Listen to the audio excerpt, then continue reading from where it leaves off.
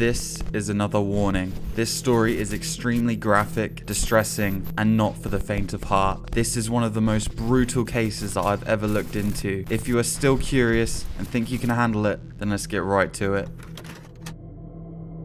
The story begins in May of 1999 in the city of Hong Kong. A young girl, who was clearly in a lot of distress, strolled into the Hong Kong police station. She came alone with no guardian and told the police that she was 14 years old and that she was being haunted. She went on to tell the police all about a particular spirit that would come and haunt her, describing the spirit as a young woman looking to be in her 20s with blood smeared all over her. The police then realized exactly why this teenage girl had come to them.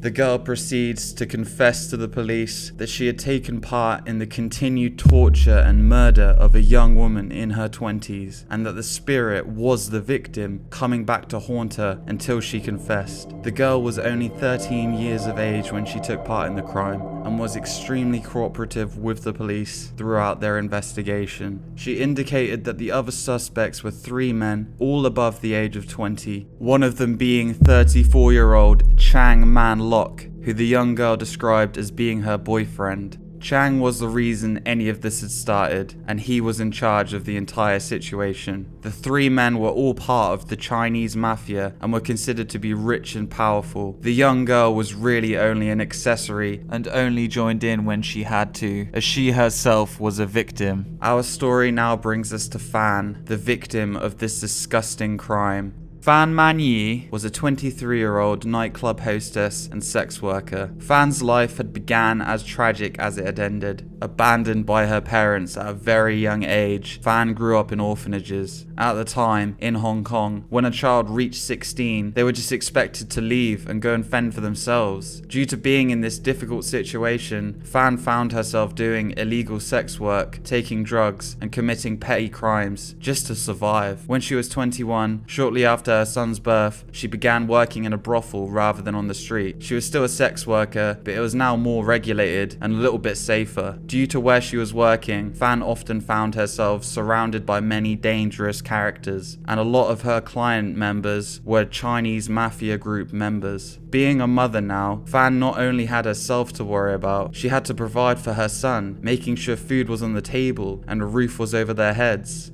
One day, Chang Man Lok, one of her usual clients and a powerful member of the Chinese mafia, came into her work and had asked for Fan as she was his favorite. Perhaps out of sheer desperation, after satisfying Chang's desires, Fan decided to steal about 4,000 Hong Kong dollars out of Chang's wallet while he was distracted, which is the equivalent to around 500 US dollars. Chang, of course, found out, and when he did, he was pretty angry. He demanded that she pay everything back, plus 10,000 in interest. Fan, who was clearly threatened by Chang, paid back the 4,000 almost immediately. She was poor though, she could not afford to pay the rest, but Chang still demanded for the remaining 10,000. Fan pleaded with him and told him that she'd pay the remaining sum, but it would just take a little longer to gather the money. Chang Man Lok was not happy, and he believed if he gave her more time, she might try and escape. So, with the help of 2 of his mafia friends, they searched for Fan Man Yi. It was in March 1999 that the men finally found her on the road. She had gone back to the street business because she was too scared to go back to the brothel. The 3 men grabbed Fan Man Yi and drove to a property belonging to the mafia group. They put her in an old, disgusting, unfurnished, dark apartment. Chang Man Lok planned that he would make Fan pay off her debt by giving service to people. He set a brothel with just Fan so she could earn money to pay off her debt. The first night that she stayed in that apartment, the 3 men decided to beat and rape Fan. The beatings and rape then became a routine, and every day Fan Man Yi would be beaten and raped by these 3 disgusting men. Eventually, they became more creative and began to use weapons on her, and they would use metal bars, kitchen utensils, and bits and pieces of furniture to beat her up. They would force Fan to smile and tell them how excited she got from her beatings, and that if Fan would not do that, they would beat her even harder.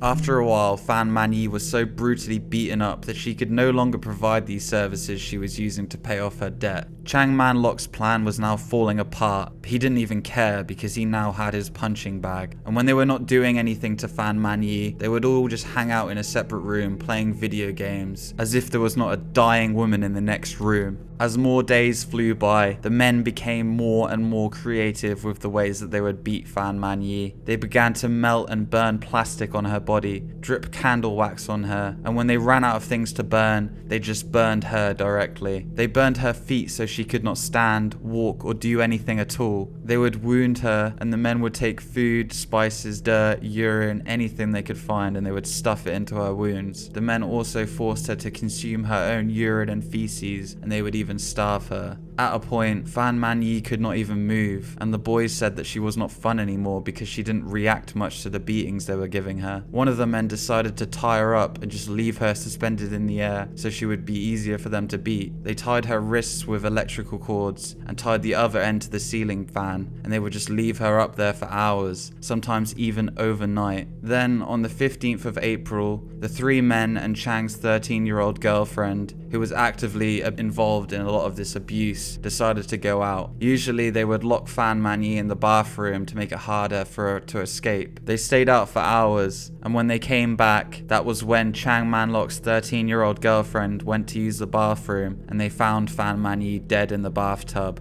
Her body was oozing, and they didn't want to keep the dead body in the apartment. They also did not want her body to be discovered when it was found, so they cut her body into pieces. And to remove the flesh from her bones, they put them in a pot and boiled it until it was easy to remove. Sources say that they even used the same pot to cook their food. It wasn't for the end of May in 1999 that the 13-year-old child, who was really a victim too in all of this, essentially being part of Chang's property, bravely confessed to the crimes, told her story, and directed the police to the apartment in which this truly awful crime took place. The only remains of Fan Man-yi police found at the scene was her skull, which was in a sewn-up Hello Kitty doll. Her teeth were scattered on the floor, and the rest of her organs were in the fridge. The three men were arrested and all told their part of the story, saying they were just running a consensual brothel with Fan Man-yi and that she was addicted to drugs and accidentally overdosed. Eventually, after a long trial process, the trio were convicted of only manslaughter but were still sentenced to life in prison. The young girl, who was 14 at this point, was granted immunity since she had testified for the prosecution. Judge Peter Nguyen, who sentenced the trio to life in prison, stated, "Never in Hong Kong in recent years has a court heard of such cruelty, depravity, callousness, brutality, violence, and viciousness." In the aftermath, due to the accounts that this teenage girl gave about Fan Man-yi coming to haunt her, people believed that her spirit was easy to communicate. So the apartment building where Fan Man-yi got killed became a meeting place for people who believed that they could contact her spirit. At first, it was innocent, but it became out of hand when people began to do questionable things there. The building was subsequently demolished in 2012. Well, that's going to be it for today's video. Thank you so much for tuning in and watching this far. And please subscribe to the channel if you haven't already to help it grow. I'll be doing more disturbing true stories just like this from now on. So I'll see you in the next one.